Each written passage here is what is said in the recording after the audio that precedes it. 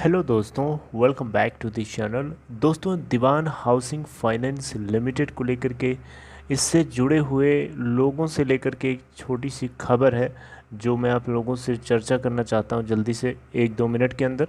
लेकिन उससे पहले जल्दी से आपसे दो रिक्वेस्ट करना चाहूँगा। अगर आप डीमेट या ट्रेडिंग अकाउंट ओपन कराना चाहते हैं, डिस्क्रिप्शन बॉक्स में लिंक दिया गया है अगर आप नए हैं। और अगर आप चैनल को फर्स्ट टाइम देख रहे हैं, सब्सक्राइब जरूर कर लीजिएगा और बेल आइकन को उतना ही ज़रूरी है हिट करना। दोस्तों, अगर आप देखें तो दीवान हाउसिंग फाइनेंस लिमिटेड के अंदर कपिल वाधवन को और उनके भाई धीरज वाधवन, इन दोनों को जेल से आप देख सकते हैं दिल्ली हाई कोर्ट ने बेल ग्रांट कर दी। ये कैसे हो गया यार? ये चीज़ नहीं होनी चाहिए।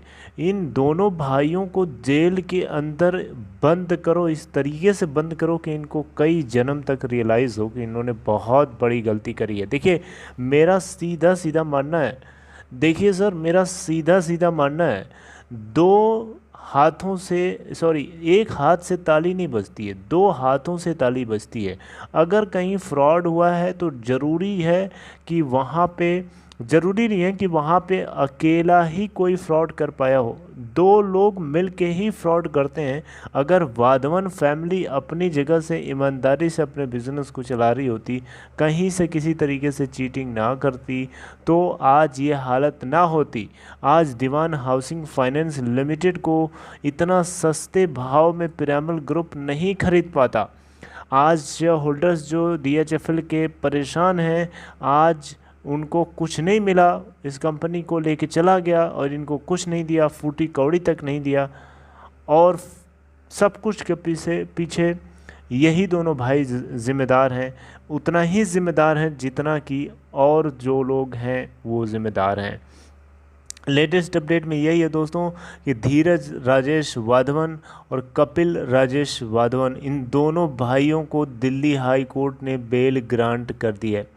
राइट, ये आपको पता होना चाहिए। अगर आप नए हैं तो आपको पता होना चाहिए, ये दोनों एक्स प्रमोटर्स हैं दीवान हाउसिंग फाइनेंस लिमिटेड के।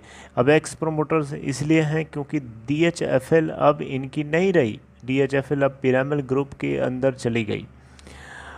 आप देख सकते हैं दोस्तों, प्रेजेंट केस में अगर आप देखें तो कपिल राजेश वाधवन और धीरज राजेश वाधवन को पहले शुरू में इन्वेस्टिगेशन के दौरान अरेस्ट नहीं किया गया था। एक सप्लीमेंट्री चार्जशीट फाइल जरूर करी गई थी।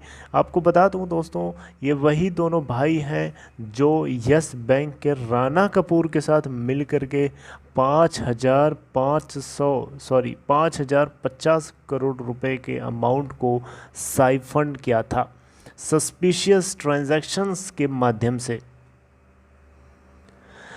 देखिए, सस्पिशियस ट्रांजैक्शंस के माध्यम से अगर ये साइफरिंग कर रहे हैं तो कोई ना कोई इनका पर्पस होगा ना, कोई ना कोई पर्पस होगा इनका, और उस पर्पस को पूरा करने में इन्होंने इतना समय लगा दिया। तो बहुत सी ऐसी चीज़ें हैं दोस्तों जो बाहर नहीं आ पाई हैं ED के माध्यम से।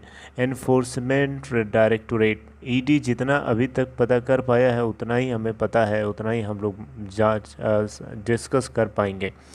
लेकिन बहुत सी ऐसी चीज़ें हैं जो इन लोगों ने खेल खेला है। इन दोनों भाइयों ने क्या क्या किया होगा इतने पैसे का, अब ये ही सबसे अच्छे से जानते होंगे।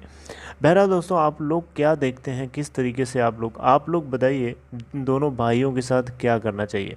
क्या ये आपके नुकसान के लिए ज़िम्मेदार नहीं है? बताइए, क्या ये आपके नुकसान के लिए रिस्पॉन्सिबल नहीं है? अगर हैं तो कितना परसेंट है? क्या 50% या उससे ज़्यादा? मुझे लगता है कि ये कंपनी के मालिक हैं, कंपनी के प्रमोटर्स थे, तो इनको सबसे ज़्यादा जिम्मेदार माना जाना चाहिए। राइट, जिस तरीके से यस बैंक को डुबाने का सबसे ज़्यादा जो क्रेडिट है, क्रेडिट बोलना पॉजिटिव वर्ड है, सही नहीं है, लेकिन सबसे ज़्यादा रिस्पॉन्सिबल अगर कोई है तो राणा कपूर खुद हैं, जो खुद एक उस बैंक के प्रमोटर हुआ करते थे और खुद ही उस बैंक को बर्बाद करके रख दिया। सेम सिचुएशन DHFL के साथ भी है दोस्तों। DHFL को लेकर के अब तो इस बात की उम्मीद बहुत ना के बराबर है। ये इम्पॉसिबल है कि पिरामिड ग्रुप DHFL को छोड़ पाए, नहीं छोड़ सकता। इतना ज़रूर हो सकता है कि सुप्रीम कोर्ट में इस केस को लेकर के सुनवाई चल रही है। सुप्रीम कोर्ट अगर ये आदेश दे देता है कि पिरामल ग्रुप को और कमेटी ऑफ क्रेडिटर्स को मिल करके जो एफडी होल्डर्स हैं, एनसीडी होल्डर्स हैं, उनके अंदर और उनको और दिया जाए, उतने से काम नहीं चलेगा। जो अवॉइड ट्रांजैक्शंस हैं, यानी 40,000 करोड़ रुपए की एसेट को इन्होंने 1 रुपया असाइन करके छीन लिया, तो ये गलत है, ये इलीगल है। इसको सुप्रीम कोर्ट अपने एंड से अभी भी किसी तरीके की कोई टिप्पणी नहीं किया है, कोई जजमेंट नहीं किया। आगे अगर जजमेंट आएगा तो ये मैं आपसे ज़रूर डिस्कस करूँगा।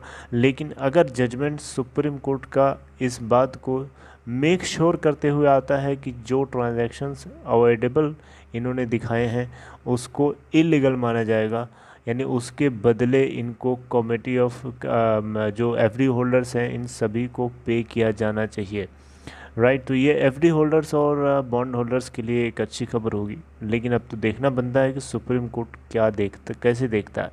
बहरहाल अपना ख्याल रखिए, जैसी कोई अपडेट आएगी मेरी नज़र उसके ऊपर है, मैं आपसे चर्चा करूँगा। अभी तो मैंने आपको अपडेट किया था कि सुप्रीम कोर्ट में केस सुना जा रहा है। तो बाकी आप इसको बताइए, दोनों भाइयों के खिलाफ़ क्या केस होने चाहिए। Take care.